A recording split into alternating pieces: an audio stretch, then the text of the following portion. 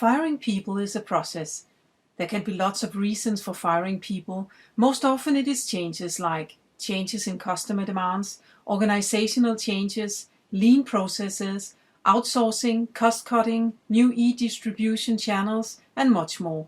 It is the manager's job to be aware of upcoming changes and to initiate continuous improvements in own unit. Unfortunate behavior or situations. Sometimes firing is also about unfortunate behavior from the employee, like stealing, alcohol or drugs, sex harassment, or unfortunate situations like illness, severe absence, or lack of energy due to, for instance, family troubles, lack of cleanliness, stress leading to low performance. Depending on the reason, firing people is a short or a long process that can be quite uncomfortable for both parties. The reason has to be discovered, a process has to be designed, and actions has to be taken. During the world crisis in the early millennium, many companies had to trim their organizations dramatically, and firing people was a part of the change and gave the managers very short time for a process. People's reactions to being fired without warning was often dramatic and for a good reason. In some companies, the process was also dramatic, like calling in the staff and pointing at the team members who was fired, or sending a text message revealing the news about not having to show up at the workplace anymore. Some companies were more responsible, trying to convince the employees that it did not have to do with them as employees, but with the crisis. Still, the fired people were the chosen ones, and they were not chosen to stay. All team members are affected once one team member is fired. It creates tension like, why was this person fired? What did he or she do? How will it affect me and my job? How can I avoid being fired? What does my manager think of me and my performance? It is often seen that even though the rest of the team often talk about this colleague as the one not performing or the one with a bad attitude, the team starts to protect the fired one and maybe even accusing the manager for being too hard. It is a normal reaction and will most probably disappear shortly after the employee is out of sight.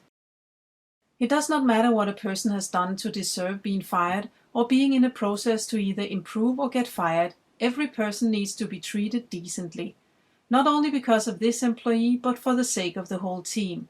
If people understand why and if the process is decent, people will support one way or the other. Some of the key points in a decent process is: set a clear direction that people fully understand. The manager must ensure that the employee has fully understood what the direction and changes means and what the deadline is for having made the necessary changes in behavior. 10 PowerPoint slides or an email is not enough.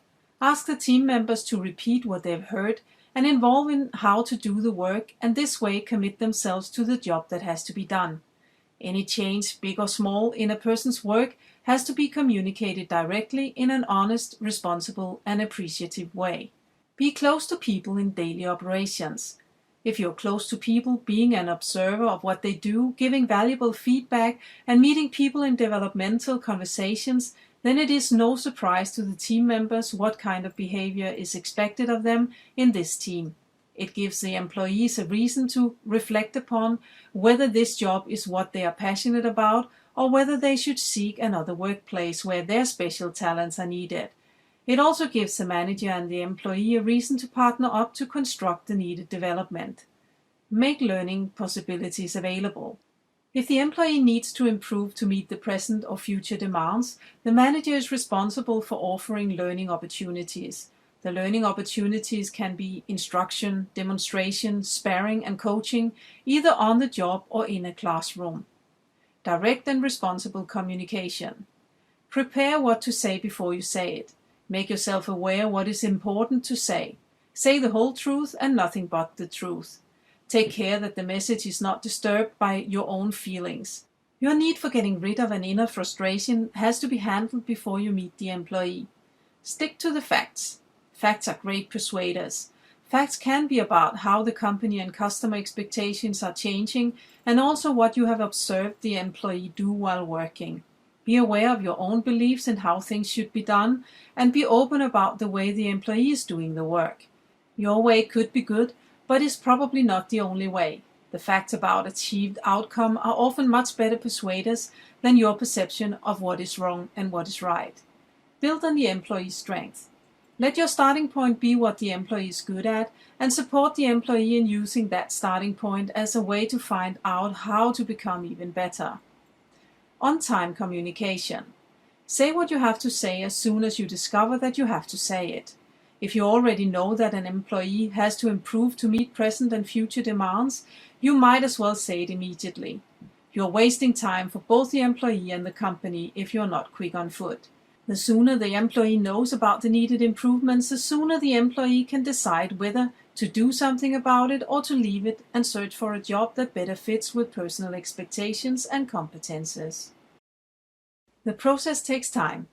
If you're close to people in daily operation and you're close to the next managerial level, you have the knowledge about expectations from the company and the competence level and behavior of the employee.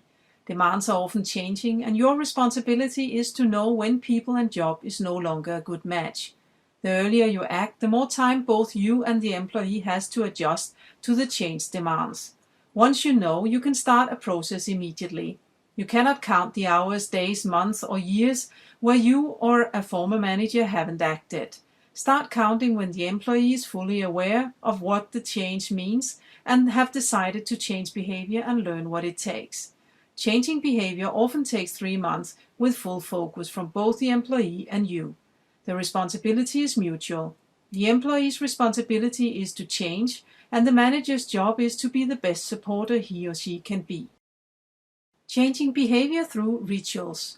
Rituals is a good tool to change one or more habits that will in time lead to a changed behavior.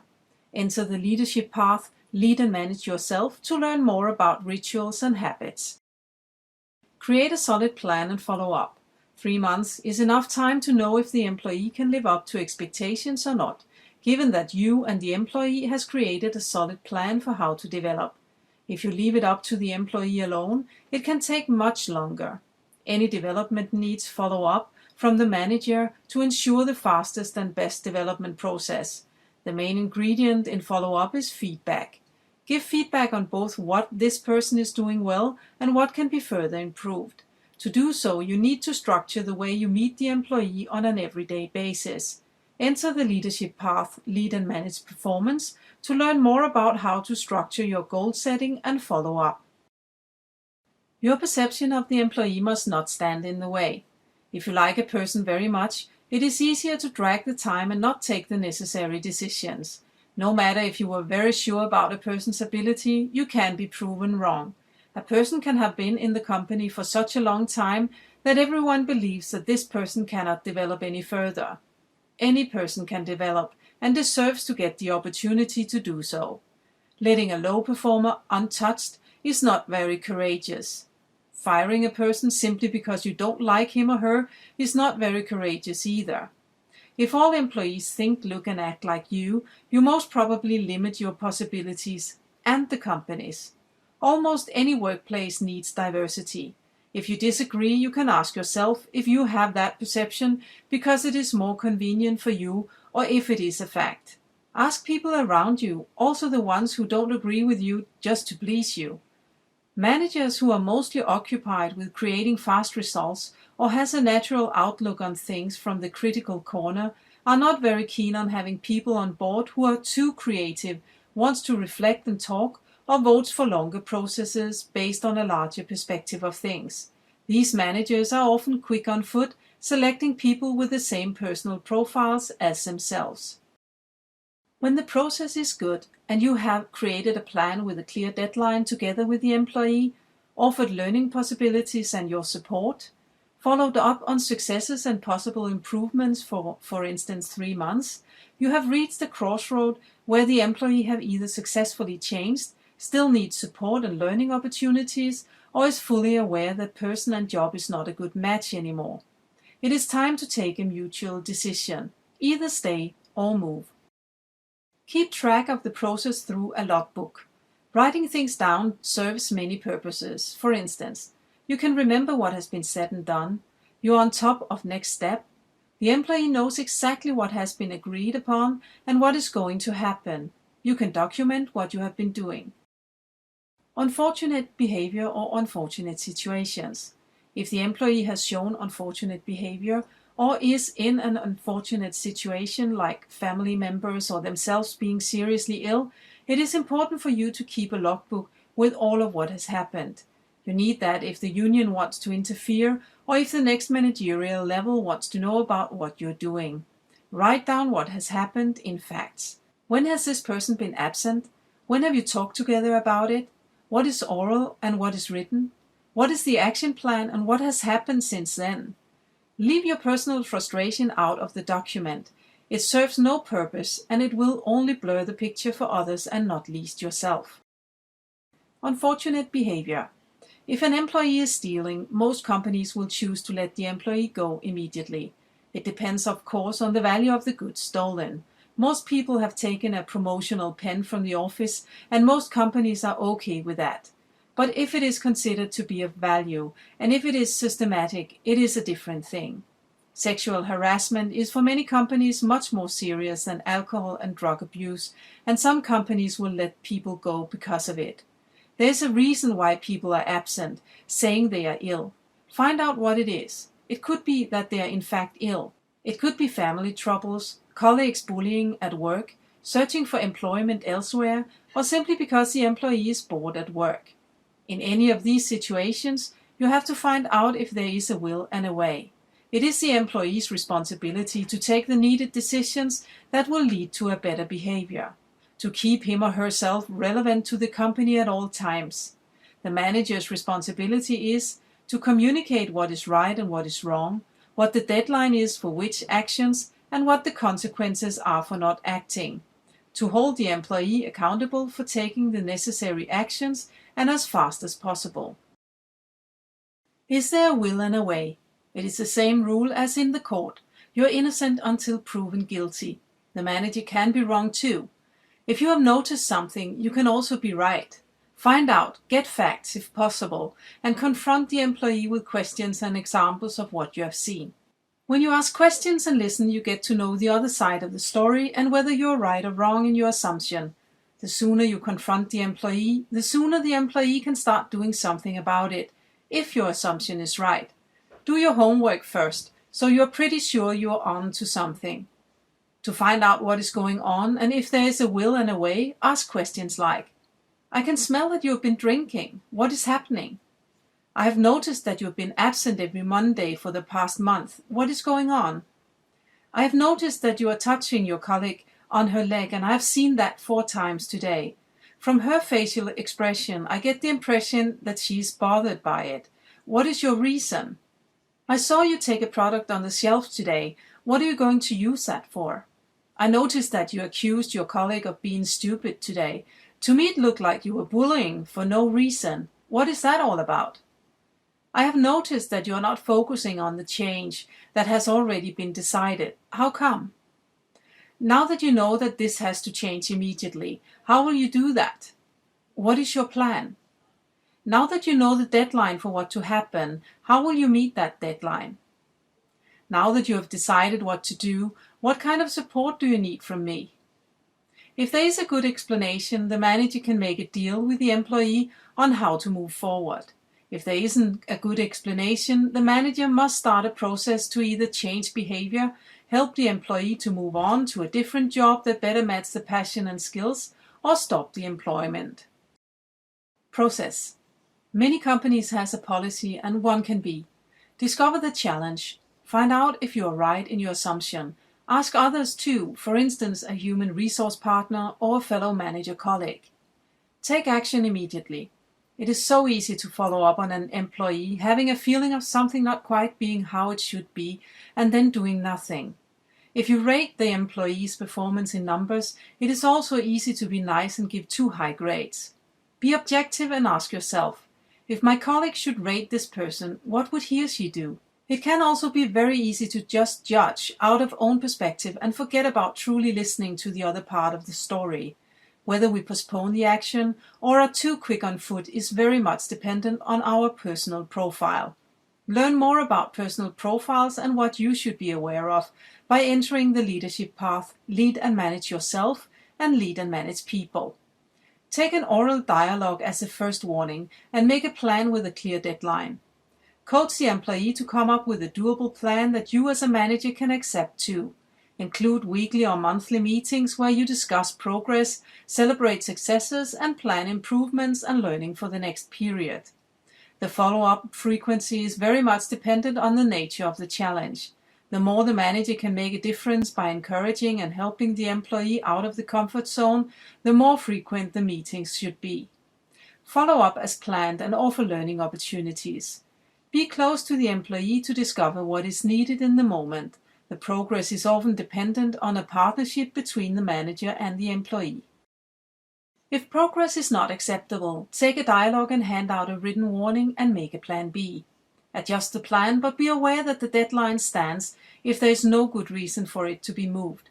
A moved deadline can mean that it will be moved again. If progress is not acceptable, hand out written letter number 2 with options on next step. The second written letter can be handed out when the deadline is definitely passed. It is no longer a matter of whether the employee can stay or not. It is a matter of which options are possible when leaving. It could be sparring about application and CV, a coaching dialogue about what this person's passion and competences are. It could be job offerings from other parts of the company, or it could be a redundancy package if such are offered by the company. Remember to involve the union representative if this is a part of the company's procedure or due to legislation in the country. The union representative can be a helper or an opponent. Either way, make sure that your logbook with facts can speak for itself. People do get into unfortunate situations that are not caused by themselves. Serious illness in the family or themselves is the most common situation. Other situations can be that someone dear to the employee died, or the beloved dog died and that the employee can't seem to get over it. It could also be a divorce or a spouse losing the job, economical problems due to unforeseen incidents, problems at the kids' school, or a colleague bullying them. All of these situations can mean that a former great employee lowered the productivity for a while. The manager can help the employee back on track by being the catalyst for actions. The manager is not supposed to be the psychologist or an economical advisor. The manager is the one with all the questions leading to decisions and actions taken by the employee. The manager is also the one who has to balance the understanding for the employee's situation and the best interest of the company. If an employee has proven to be a good one in the past, he or she can be that again. The company has an investment to do, and the manager has to take some tough decisions about expected return on investment. Questions to be asked to oneself is: how long time do the employee expect this to last? How long time do I expect this to last? What is the short-term investment the company has to do, like salary and other costs, lost productivity, workload on remaining employees, paid overtime, or cost for temporary employees or customer relationships? What is the long-term return on investment? Loyal employee going forward, employee satisfaction in the team, even higher productivity, avoid cost for training a replacement. What are the open questions that has to be answered? What are the critical issues in my calculation? What is the company and I as a manager willing to invest? What is the company policy I have to adjust to? What are the union regulations I have to adjust to? If the company has a policy for situations like this, it is easier to know what to do. Some companies even have a human resource department who specialize in these cases. If this is not available, the manager have an immediate manager to discuss things with, or other colleagues, before decisions are taken. The logbook is helpful to get a more objective view of what has happened and can lead to the answer of what to do. This is unfortunate for the employee and can be very uncomfortable for the manager to be a part of and for the manager to take the needed decisions on. However, it is a manager's task to do, no matter how unpleasant it may be. For some managers, the uncomfortable part is to take the needed decisions, and for other managers, the uncomfortable part is to show empathy. Communicate the process going forward. What is going to happen from here? How and when will I follow up on you? What are the consequences and when? The manager communication. Prepare thoroughly what to say or write. What are facts? Which questions do you want to ask? How do you want the future to be? When do you want this to happen? What is the employee good at that will help him or her succeed? What are the consequences if deadlines are not met? What kind of reaction do you expect and how will you react? What is up for discussion and what is not? What is going to happen in the process going forward? What are the options for the employee? Find your neutral state of mind and don't let your inner frustration or empathy lead you. Say the truth as it is with facts. Be clear, appreciative, and responsible in your communication. Do not let your own feelings blur the communication. The employee is responsible for being relevant at all times for the company. The company is responsible for taking the right decisions to ensure that the company is relevant to the market at all times. The manager is the glue keeping it all together. It is not about winning or losing. It is about taking decisions and being together as long as it makes sense. If a person is a low performer, it has nothing to do with trying to offend or disappoint a manager. Everyone wants to be successful and everyone wants to do their best. If something is in the way of what is needed, decisions has to be taken on what each party wants from the future. If the ends meet, there is a match. If the ends do not meet, there is no match. Control your body language. Keep eye contact and be neutral even though you find yourself furious or overflowing with empathy during the conversation. Understanding is helpful and can support the employee to get a clearer view of the situation. Give the employee the chance to face the facts and take decisions accordingly. Be responsible in your communication. Be assertive by listening, asking questions, being concrete, direct and honest, and holding the employee accountable for decisions taken. Give constructive feedback. Even though the aim is to help the employee take a decision on changing behavior, the employee is also good at something. Give a constructive feedback no matter what. If you're not able to do that, it is most probably because you are too frustrated, which is often caused by you being late in taking the dialogue and that you have for too long hoped that the employee will figure everything out on his or her own. Some managers find it difficult to give a feedback that is hurtful, but it is necessary. If the feedback is constructive, there is a reason to believe that the employee will say, "Thanks, but I did not know," or "Yes, you are right, but I do not know how to change it." If the employee gets silent, defensive, attacks or is not really listening, you can ask the employee to repeat what you have said. You can also say the truth about what you believe the employee is capable of with the strength he or she has already. This will most probably help the employee to see a better future for themselves and start fighting for it. Link it to what is and what is not up for discussion to ensure that the employee has understood that there is a deadline and consequences. Some managers find it difficult to give a constructive feedback where the appreciative part is the most difficult. They're simply too angry. Take a time out for yourself and write down the appreciative part. Be concrete and give examples. Decide upon when and where. Make all conversations face-to-face if at all possible. If the employee is located far from you, you or the employee can travel or use a technical solution like Skype web meetings. Find a quiet place for the conversation so that both you and the employee is not getting disturbed by noise or other people. Be quick on foot to take the first dialogue. The sooner you get started, the sooner you help the employee get productive again or get the employee to move on to a different position. It can be convenient to take the conversation close to weekends or holidays or at the end of the day to avoid facing the employee after. Do the contrary. Be present and available also after the conversation so that the employee can ask more questions. Respect that this kind of message is a shock and that the employee recovers from that shock little by little and unanswered questions pops up. The manager's job is to support the employee as long as the employee is still a part of the team. This also means to help the employee to move on. Help the employee by letting the employee know about the process, how much time the employee has to find a new job, what is going to happen with the present task in the meantime, what learning possibilities the employee has to be even more attractive to other workplaces, what job opportunities can be offered within the company, and what kind of redundancy packages are available, if any. Give a firm feedback by listing the employee's strengths. Make it in a written form so that the employee can use it when applying for other jobs. Coach the employee to find his or her passion. Make sure that the employee knows what he or she is passionate about. If the employee does not trust you as a coach, you can offer the employee time to talk with someone else. Support the employee during the search process. Offer your support to look through the CV, application, and be interested in the progress. It is a shock to get fired, and fired people often talk about feeling the same as when they lost a dear family member.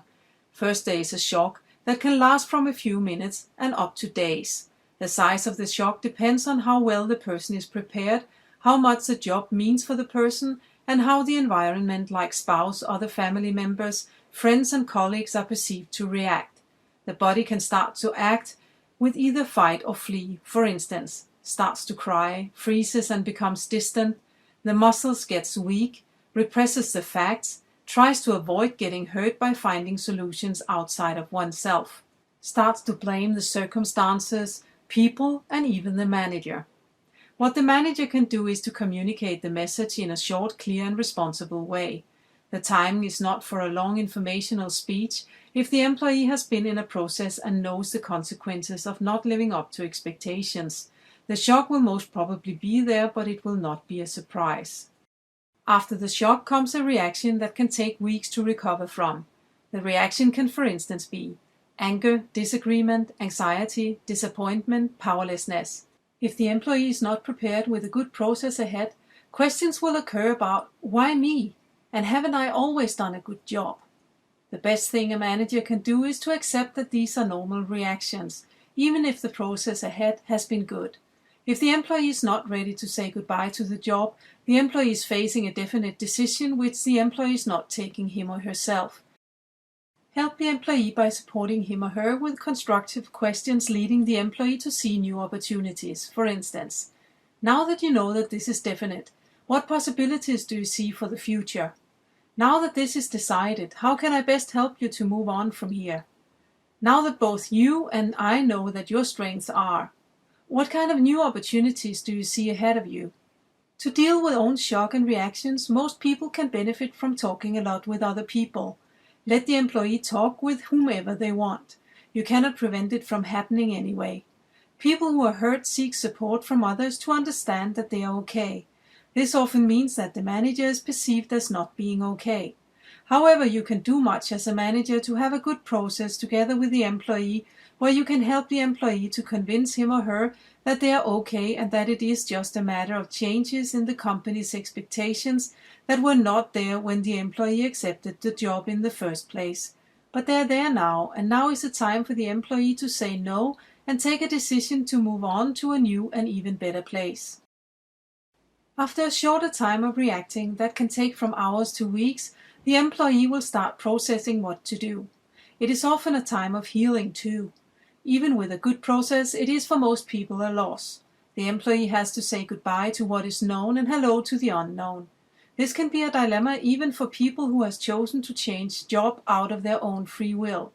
Keep the agreement in mind so you know the deadline and can help the employee to achieve as much as possible within that time frame. Once the employee is no longer in your team, your official responsibility is over. Book your calendar with informal or formal meetings with the employee where you can be curious about the process and where you can help the employee if needed. It can, for instance, be comment the CV and applications, recommend the employee, call your network and management colleagues to look for open positions, contact the human resource partners, if any in the company, coach the employee frequently. If the process leads to an early retirement, the manager can support the employee by coaching him or her on how they want their retirement to be. There will be many more available hours in a day, and maybe or maybe not, the employee knows how to fill them. Enter the leadership path, lead and manage development to learn more about how to coach and give feedback. Renewal. When the employee has mentally accepted the change, which can in fact take months to do if the process hasn't been good, the employee starts to find new opportunities in his or her work life. Hopefully new job opportunities have occurred and the employee can start thinking about how to start the new job. There will be reflections and maybe concerns about living up to expectations in the new job. If the employee is still in the team, you can help the employee by, for instance, reminding about strengths and previous successes, repeat your feedback to strengthen the foundation, coach the employee to find new opportunities in the new job. Be excited about what the employee is soon to do. Keep momentum for the person leaving the job. Do whatever you can for the person you fire to still feel welcome.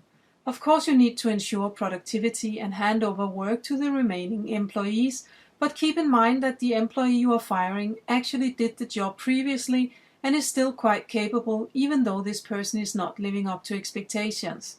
The worst thing that can happen to the employee is to be left alone with nothing to do but worry about if there is a job or not in the future. Balances shift, so there is room for the employee to look for a new job, and so the employee is not left alone doing nothing during the day. Make a plan together with the employee for how to do the shift. A plan can also be to agree upon releasing the employee from the work so that he or she can spend all time on searching for a new job. Make sure that you say goodbye in a proper way together with the team. All in all, it is uncomfortable to get fired, but it does not make anybody less of a person. If the process is good, all parties are more likely to win in the end.